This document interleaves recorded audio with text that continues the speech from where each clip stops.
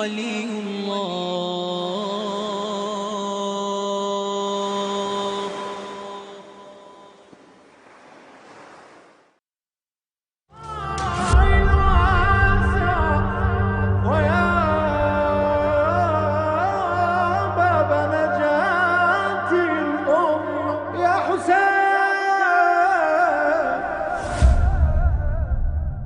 Barakatuh, and welcome to our live show here on Imam Hussein TV3, discussing the public speech given by His Eminence, the Grand Ayatollah Sayyid Sadiq Shirazi, before the holy month of Ramadan.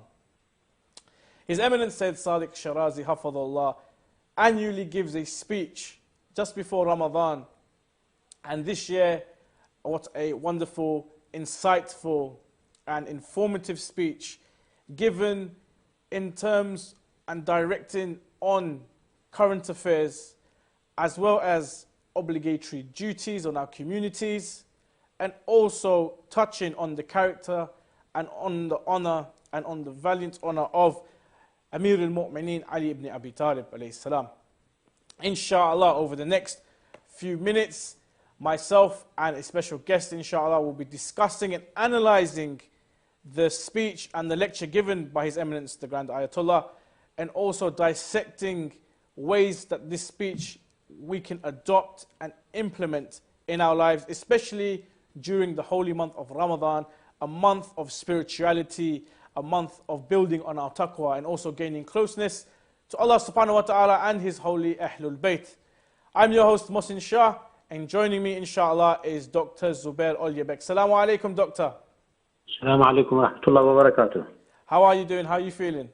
Alhamdulillah, I would like to wish you all the best and the audience on the occasion of the holy month of Ramadan. And inshallah, it will be a blessed month for all of us. And Allah will help us and give us success to fulfill our duties and obligations. Ahsant, inshallah. And also, we'd like to extend our congratulations to you, Doctor, as well, on the upcoming month of Shahr Ramadan, and also to the Muslim Ummah, and not forgetting the Imam of our time. May Allah hasten his reappearance. Doctor, let us begin with the speech given by Sayyid Sadiq, Hafadullah. He gives an annual speech just before Ramadan. Now, this speech started discussing what has been on everyone's mind at the moment, the global pandemic of corona. Obviously, Sayyid Sadiq didn't touch on the actual disease itself, but on how the Quran has discussed certain afflictions by Allah subhanahu wa ta'ala on communities and their reasons for it. So, I believe the Sayyid said that the Quran specifies that Allah subhanahu wa ta'ala has sent afflictions upon man so that they can turn back to Allah subhanahu wa ta'ala, to remind them of Allah subhanahu wa ta'ala. Is this the correct interpretation of the speech given by Sayyid Sadiq? That's correct. Bismillah ar-Rahman ar-Rahim. Sayyid Sadiq mentioned in the speech today that apart from asking Allah subhanahu wa ta'ala that this pandemic is lifted and removed, there is another side to it, which is that we should seek with a broken heart, not only just ask Allah subhanahu wa ta'ala to lift this problem, this disease, but also the point is it causes us to grow humble, and it causes us in the process that we return to Allah subhanahu wa ta'ala. We don't take things for granted, and the Sayyid referred to a couple of verses of the Quran, one of which was أَخَذْنَاهُمْ بِالْبَلَاءِ وَالْبَأْسَاءِ لَعَلَّهُمْ يَتَضَرَّعُونَ. The previous nations, Allah subhanahu wa ta'ala says, when we took them with troubles and hardship, so that they may grow humble, so that they may return to Allah subhanahu wa ta'ala. And the Sayyid in this speech was focusing on the issue of tadarru', or growing humble before Allah subhanahu wa ta'ala, and this will, so that it will not only alleviate this problem, this issue, but also that it will help us inside, that we grow humble before the Almighty. And this will take us closer to Allah subhanahu wa ta'ala. And he gave the example of, for example, the people of Jonas. When the trials and tribulations came, they returned back to Allah subhanahu wa ta'ala, and not only they sought forgiveness, but they repented to Him, and that was the cause of the trouble or the tribulation that was descending on them was lifted. So the Sayyid was saying that we should all pray so that this pandemic is lifted from all humanity throughout the globe, and this should be done with humility before Allah subhanahu wa ta'ala, and this should be done during Salat al-Layl, during Qunut, when we do Qunut in the Salah, and even during Sujood, when we do prostration in the course of our obligatory prayers. This was the essence, at least the point that Sayyid was emphasizing upon, which is the growing humble before the Almighty. Ahsan. Doctor, I'd like to take a minute here to discuss, in regards to the Quran has discussed so many different calamities and affliction upon different nations. The famous ones being obviously Hazrat Musa alayhi salam, bringing so many different different types of calamities.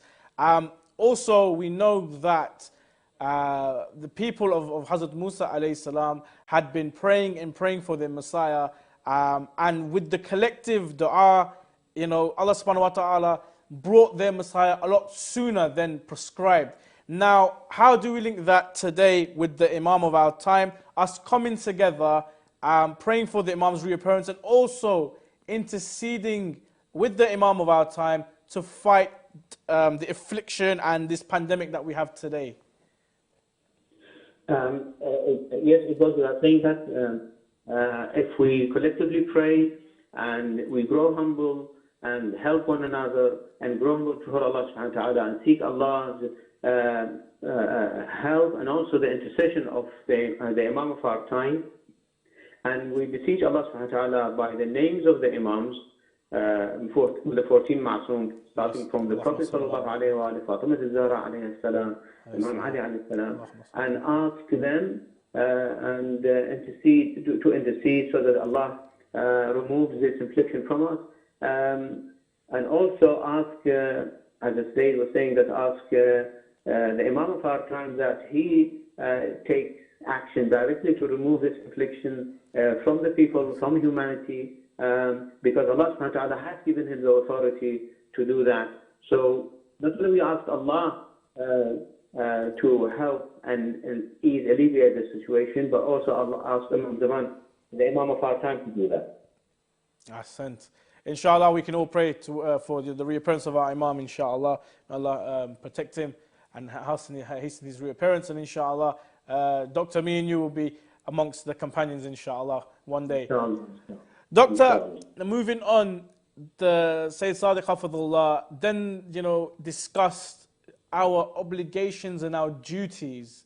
And, there was one in terms of that. A lot of people, a lot of Muslims, unfortunately, don't take time out to have a look at their duties and what they are supposed to do and the obligations that are upon them, as well as, refraining from what is forbidden.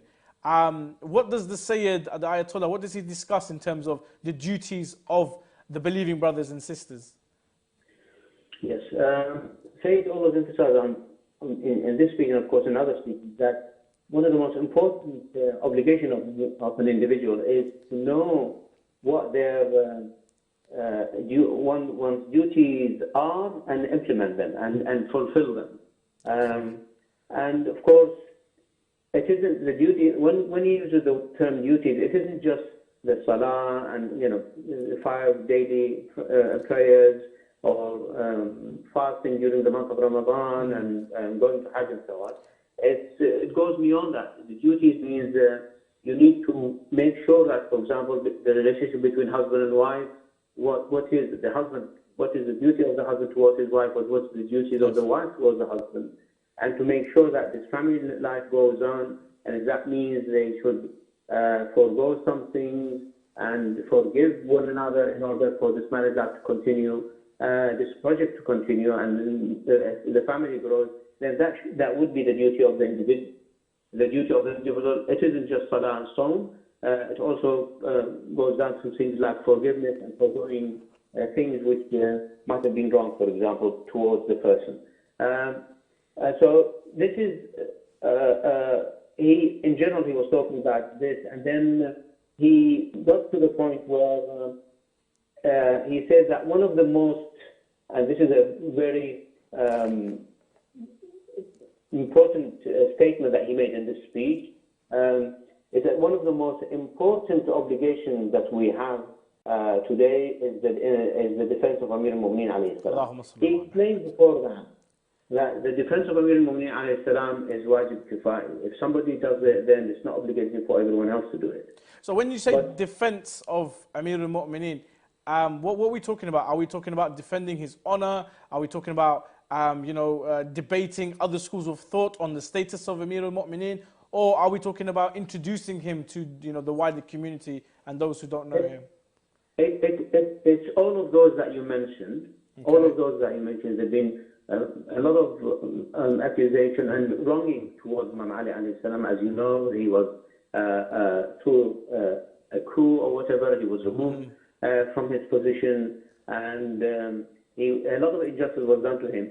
All of the things that you mentioned, at least the 3 points that you mentioned, apply in the defense of Amir al-Mu'mineen alayhi salam.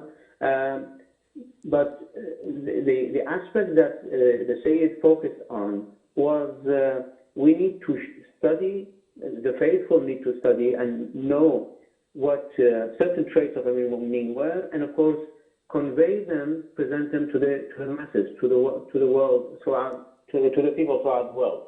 A lot of people don't know what were, even probably Muslims, they don't know what were the policies of Imam Ali alayhi salam during his reign. When he ruled for 4.5 years, he had certain policies in terms of politics, in terms of economy, in the economy, in terms of the society and poverty and so on. And these should be presented to the people. And the Sayyid was saying that at a time when nearly half of the world, as they say, Nusf al-Ma'mura, was under the reign and rule of Imam Ali alayhi salam, more than 50 countries in today's equivalent, Imam Ali did not have one person who was killed or executed for political reasons. Wow. He had such a huge country to rule, yes, from India to Morocco, and also north from Turkey and south to Arabia and so on. He had such a vast country, land to rule, but he did not have a single person who was executed for political reasons. He did not have a single person who was imprisoned for political reasons. Okay? And this is the kind of government that Imam Ali led. So are you trying to highlight here how people had a freedom to, have any political stance, even if it was against the ruling body at that time? Very much so. They had all the freedom that they wanted, to the extent that they used to verbally abuse Imam Ali.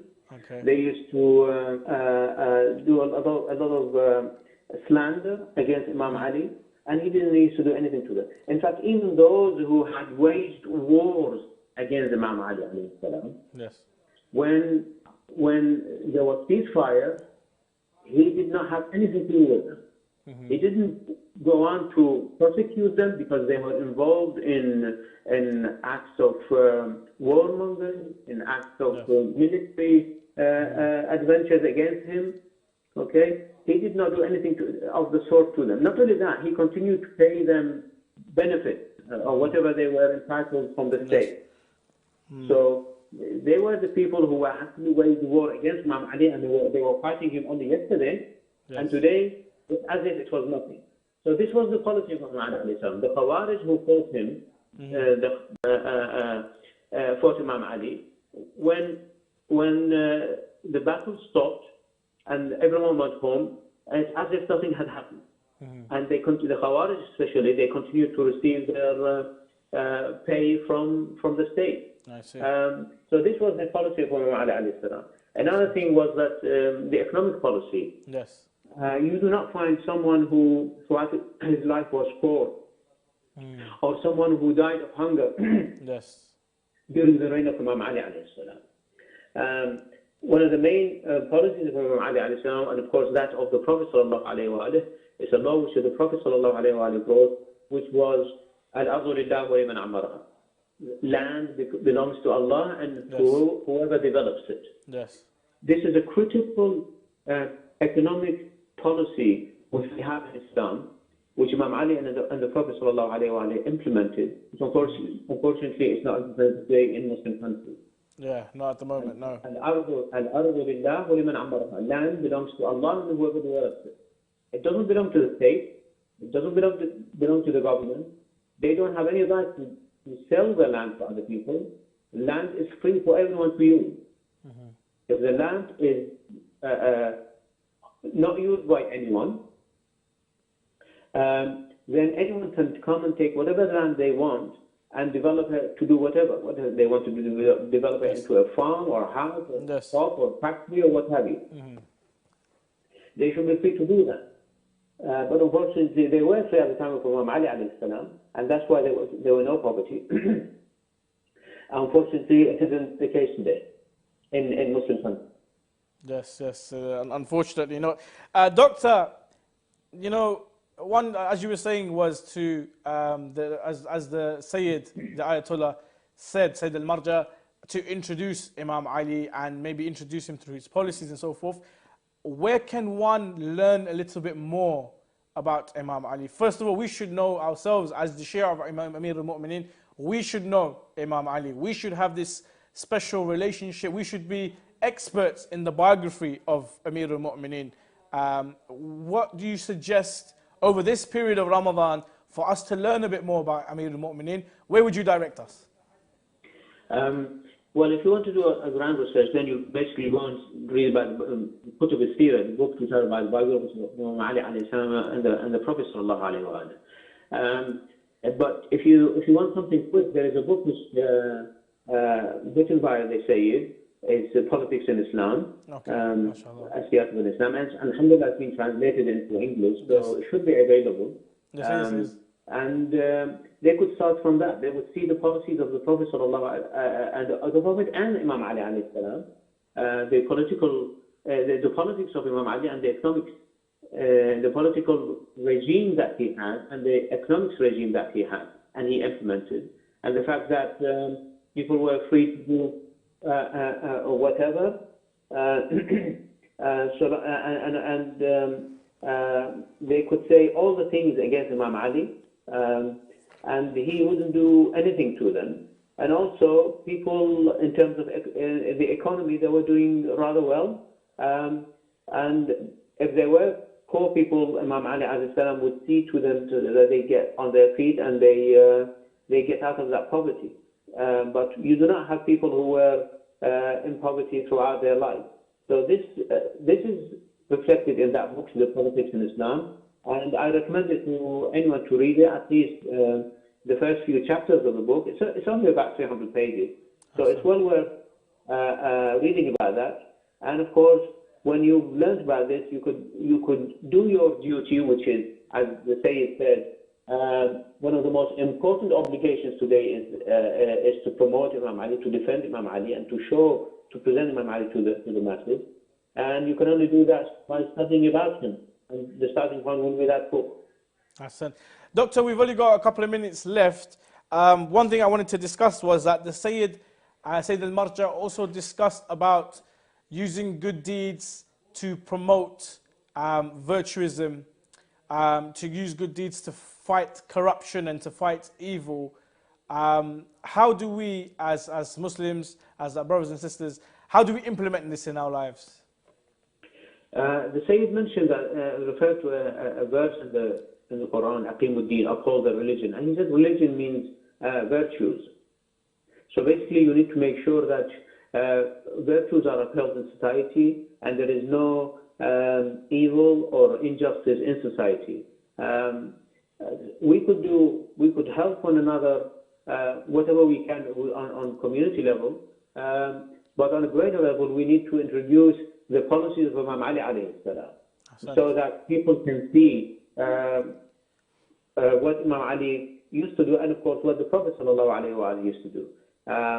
The Prophet that when he was in Medina and the battles settled a little bit, he introduced 3 or 4 laws. One of them was land belongs to Allah and whoever develops it, and the other one was welfare system. If they were a poor family, he would be responsible for them. And another one was that 0 inheritance tax. Whoever dies and leaves wealth behind, it goes all to his family, so there is no inheritance tax whatsoever in Islam. So these are the sort of things that we need to promote globally, so that they start to get implemented gradually, inshallah. Hassan. Doctor, we're coming to the end of the show. Any final thoughts in regards to the speech, and also maybe you'd like to give some advice to the brothers and sisters in regards to the holy month of Ramadan? The holy month of Ramadan, it should be that it's a time for us for self-discipline. It isn't self-discipline in terms of not eating and drinking, which of course it is a quite strong discipline, and you can't say it is something trivial. But more than that is to discipline the self and to refrain from anything which is haram. Awesome. So whether it's by through looking or through hearing things which are haram, backbiting, or slandering others, these are extremely haram things. So we must refrain, we must practice during the month of Ramadan, not only refrain from eating and drinking, which of course it should be, also refraining from any other acts which are haram, especially things like backbiting, looking at haram things, which is basically, if you like, looking at the opposite things if they are not mahram to you, and all issues to do with the self, because remember the Prophet ﷺ says, أَلَدُّ عَدَائِكَ نَفْسِكَ الَّتِي هِيَ بَيْنَ جَنْبَيْكَ. The most staunch enemy to you is yourself, which is between your flanks. So basically, if we can discipline ourselves and make sure that we take control of the self rather than we are driven by the self, by our desires, and if we make sure that we control the self so that we don't do any haram in any aspect, we have made a great achievement during the month of Ramadan. Ahsan. Thank you very much, Doctor, and inshallah we'll be inviting you again in the near future, inshallah, where we can have more discussions on Islam and also on maybe the policies implemented by Amir alMumineen, inshallah. Farewell, and inshallah we'll speak to you soon. Fi aman Allah, Doctor. Inshallah, fi aman, and don't forget me in your prayers. Never, Doctor, never. Thank you very much, Doctor. Jazakumullah khair. Fi aman Allah. That was Dr. Zahir with myself discussing the different points discussed within the speech of Sayyid Sadiq Shirazi Hafidhullah, the pre-lecture that he does before Ramadan, the holy month of Ramadan. Sayyid Sadiq discussed current affairs in terms of the coronavirus, how this pandemic and this affliction that has been brought down by Allah subhanahu wa ta'ala is a test and also is a moment for us as human beings to humble ourselves and also to gain nearness towards Allah subhanahu wa ta'ala. Furthermore, Sayyid Sadiq Hafidhullah also discussed our duties and our obligations. It is mandatory upon all of us to know our duties and to know our obligation, not just only in terms of fiqh, in terms of salah and also fasting and hajj and jihad and so forth, but also our duties towards one another and our responsibility towards one another, whether it is the responsibility of a husband to a wife or a mother to her child, for someone who is wealthy to someone who is poor, and also the vice versa, for those who, our responsibilities as children towards our parents, and also towards our community, and towards our Husayniyah, and towards our mosque, inshallah, and not forgetting our responsibility towards the orphans. One of our duties that the Sayyid also emphasized on was our duty to introduce Amir alMumineen, Imam Ali, to the wider community, and the best way to do so is through his policies in terms of politics and how to treat one another in terms of their freedom of speech and where they stand on a political front. Also, his economic policies, Amir al-Mu'mineen's economic policies, how no one was starved, how everyone received their allowance from the government, whether they were with Amir al-Mu'mineen or against him, they still received the allowance. And also how prisoners were treated, whether the Islamic prisons were more of a reforming center rather than a prison or a dungeon where people were punished and people were reminded of their crimes, but rather people were taught about their crimes and taught how to better themselves as human beings. And also a little history on Amir al-Mu'mineen and how we can introduce Amir al-Mu'mineen, this great personality, and to introduce this to the masses while upholding the virtues and also the taqwa within our communities as Muslims. This Ramadan, my personal advice to you is to gain nearness towards Allah subhanahu wa ta'ala, also to gain nearness to the Imam of our time. It is a great time to start reciting Dua Ahad. If any of you people haven't recited Dua Ahad, or you're not sure or are not familiar with Dua Ahad, Dua Ahad is recited after Fajr, and they say the one who recites this dua for 40 mornings after Fajr will be risen with the Imam of our time, inshaAllah. So you're going to be getting up for Fajr for 30 days. You're 2/3 of the way there. For 30 days, 3/4 of the way there. If you can wake up every day to fast, and if you can recite Dua Ahad from the 1st of Ramadan all the way till Eid, and then for another 10 days after that, 9 days after that, you have completed 40 days. It's a great time and a great moment to get in that habit of reciting Dua Ahad. Also, strengthen your relationship with the Quran. And also, if you can discipline yourself not to eat or drink during daylight hours, then inshallah you can discipline yourself with all the shortcomings you have in terms of Islam. For whether if you are staring and looking towards something haram, or hearing something haram, or saying something haram, if you can stop eating and drinking and discipline yourself, then you can discipline yourself in those avenues and fields as well. Thank you very much for joining myself, and I would like to thank Dr. Zuhair Al-Yubek as well for joining us on this discussion. Inshallah, we'll see you soon. Ramadan Kareem to all the brothers and sisters, and inshallah, let's have a blessed month, and keep watching Imam Hussein TV. Thank you so much. Assalamu alaikum wa rahmatullah wa barakatuh.